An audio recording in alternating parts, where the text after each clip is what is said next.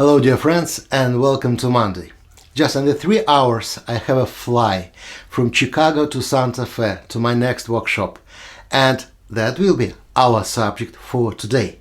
We're gonna paint the view what I saw many times in the year that I'm traveling. The airplanes. It's just a photo taken from the airport and I see the airplane what I will take in just a couple of hours. So we're gonna paint exactly that subject. As usual, I use a Baohong paper, good music, and Daniel Smith paint.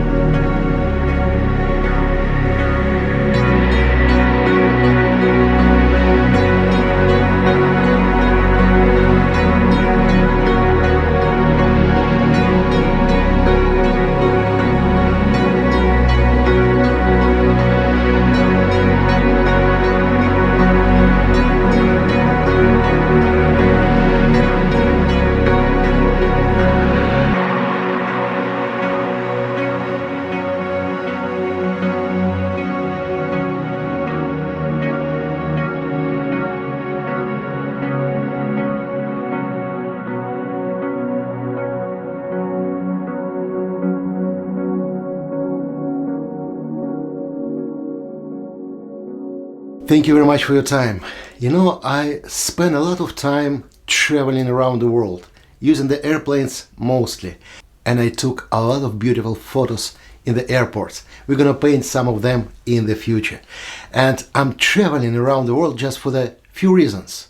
First of all, for the workshops and to see the people. Because on each workshop, people asking the questions. Sometimes the questions very interesting, and I've learned a lot of things from my students, from you. Thank you very much for your time. I hope you enjoyed the video, and definitely see you next Monday. Bye bye.